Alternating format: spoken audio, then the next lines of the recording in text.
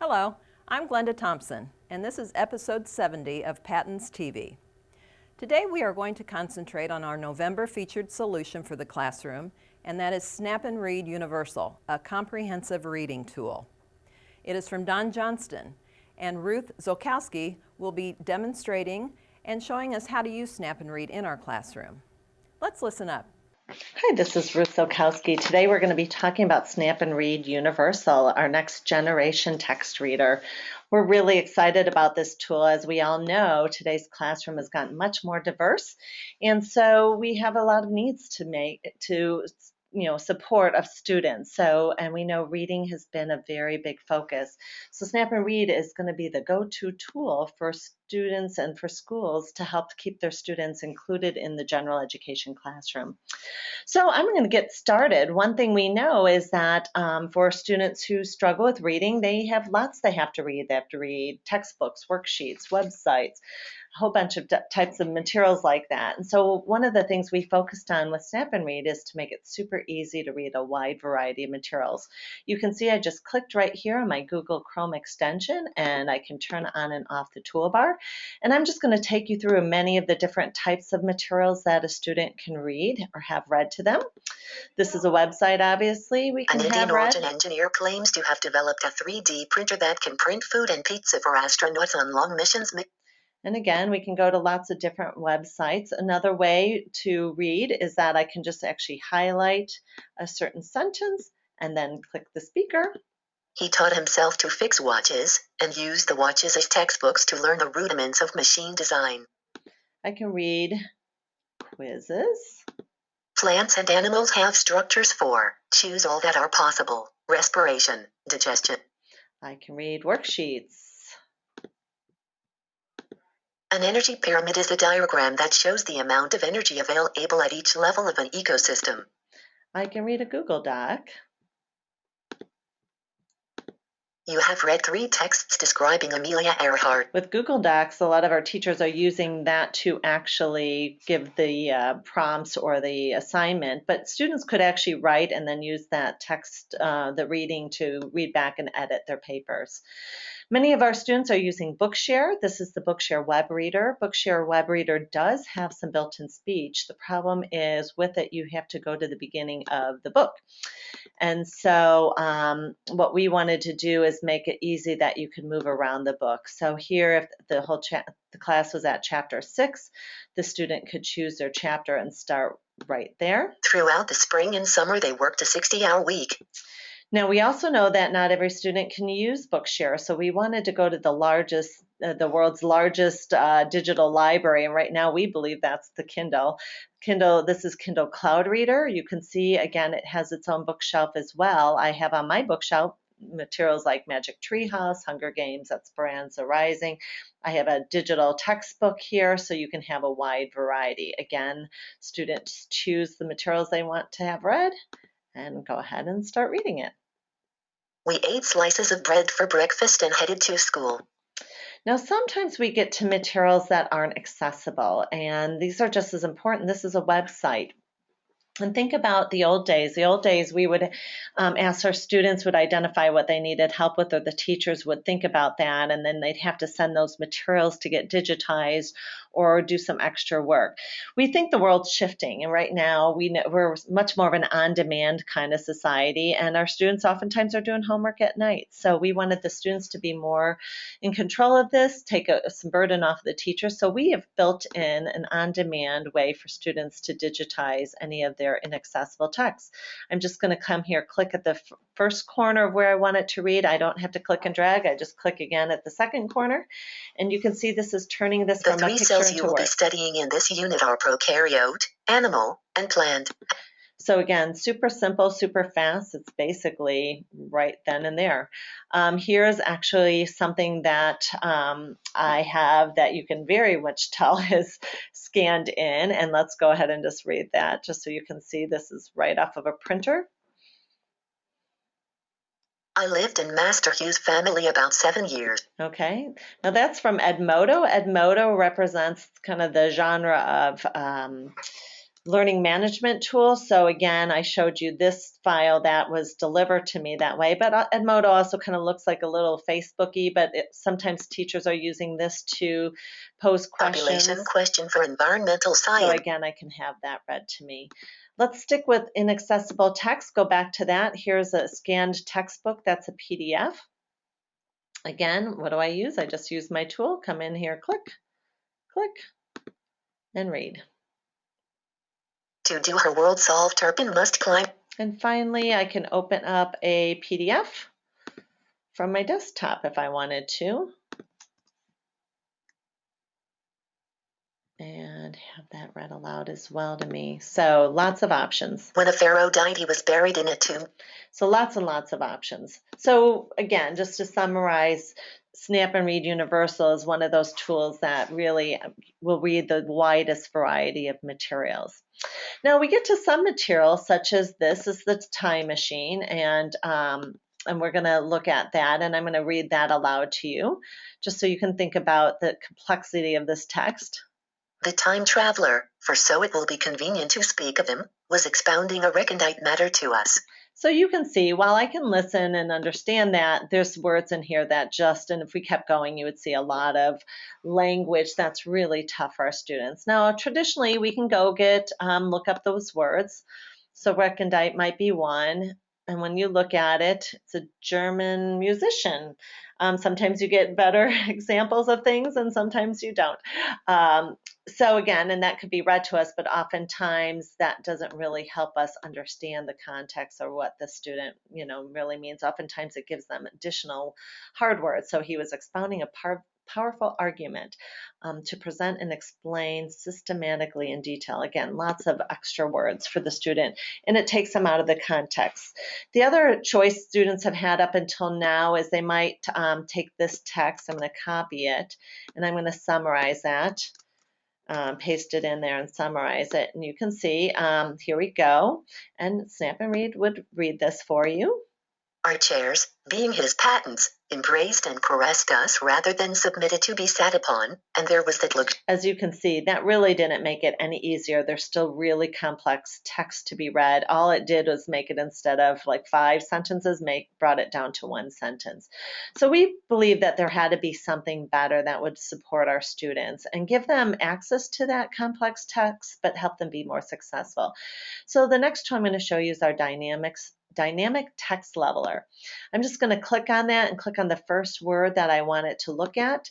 And right now it's going through the entire time machine, and you can see how fast it was. And now let's listen to how it changed that text for us. The time traveler, for so it will be convenient to speak of him, was explaining an unknown matter to us. So I think you can see that's something a student could comprehend. Now, unlike traditional level text, we get level text, either teachers recreate it, they go look for a high-low book. Well, if the class was reading the time machine, I don't believe there is a high-low book for time machine. And even if there was, the students would be denied access to these big words. What we see is we still give them access to those words, but we, again, scaffold them so they can understand the different words. And this can be done for any text. So we can go back to our young Henry Ford, and I'm just going to do the sentence that's highlighted. You can see it took rudiments into basic. So again, we can do this for any of these materials. And so talk about differentiating your instruction. This would be a really simple tool, again, taking that burden off of the teacher. It's also pretty smart. I like this sentence because I can show you how we can use context as well. So to help with planting, the farmer taught his sow to sow. You can see to help with planting, the farmer taught his female pig, so it took the first word sow to female pig and sow to plant. So again, you can see how it knows context. That's going to be really important too for the next feature.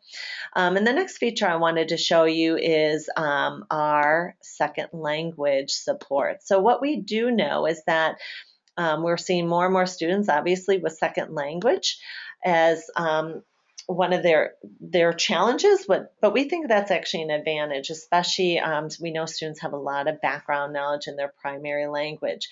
So what I did is I did a right click on my Snap and Read extension here, and it brought me up to my preferences. This is where, again, I told you I could change my voice and my pitch, rate, and volume. This is also where I change how many words and how much change is happening to the text in this. And in this case, I'm going to actually say my first language is Spanish. And I'm going to use a really nice Spanish voice. And now let's go back to the time traveler. And now you can see explaining changes, well, expound changes to explain, which then is translated to Spanish. Same thing for this word. If I was just doing straight translation, recondite would be recendido, which again, for most students, they wouldn't understand that, but they understand the word unknown. And if they don't, again, they have a better chance at knowing this. Now, Snap and Read is also really smart because it can change voices and do that dual language support. The time traveler, for so it will be convenient to speak of him, was Explicando.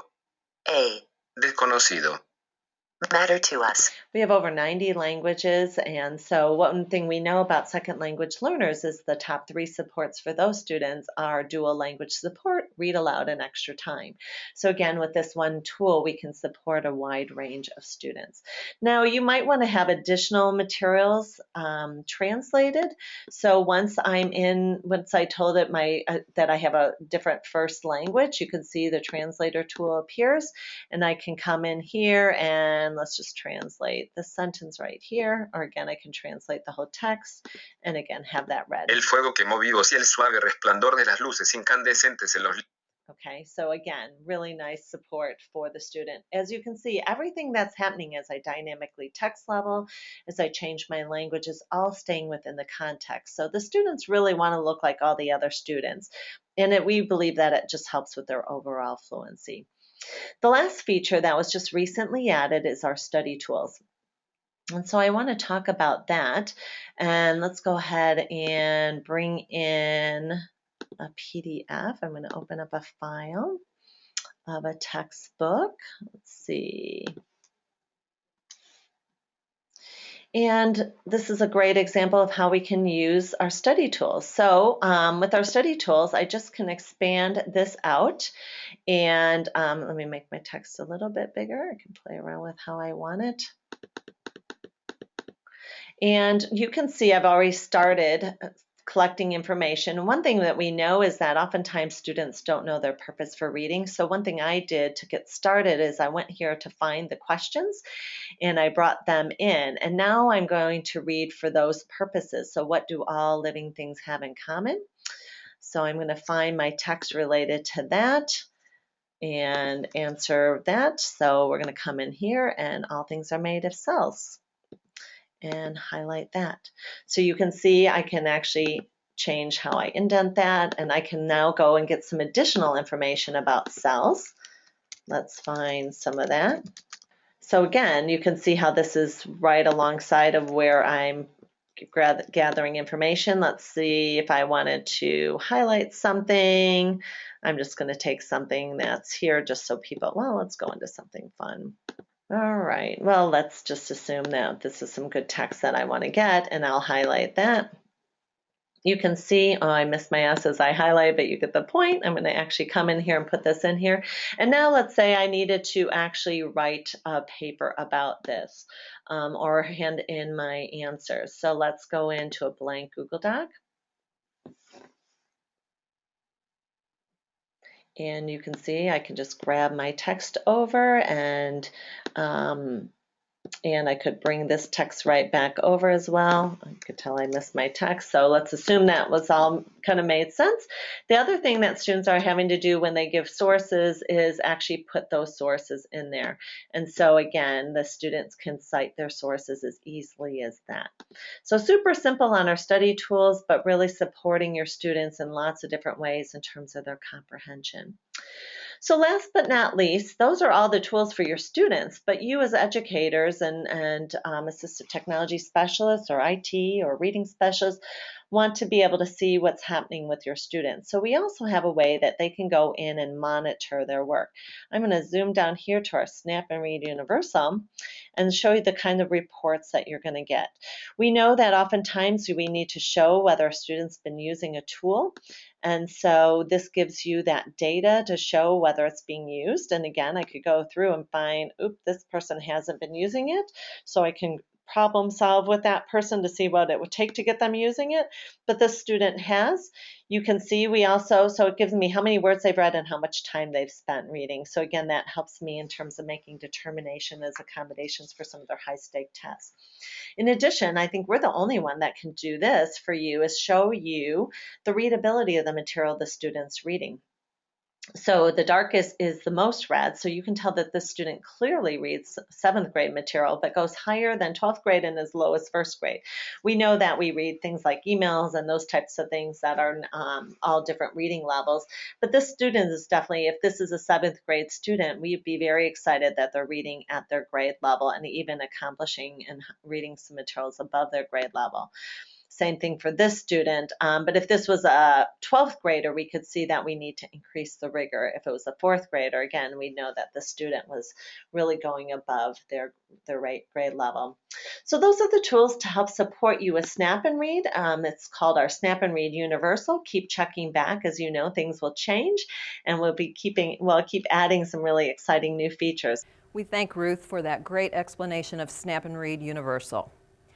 We actually provide Snap and Read to our Aiming for Achievement grant teams. We have 8 school districts working with us this year, and we have helped 39 school districts since 2011 with accessible educational materials in the classroom. Now, I hope you can join us December 1st when Sandy Mall, our Southeast coordinator, will be here in the studio, and she is going to bring some of her robot friends along. Who knows, we might get a holiday gift idea that day. Until then, goodbye.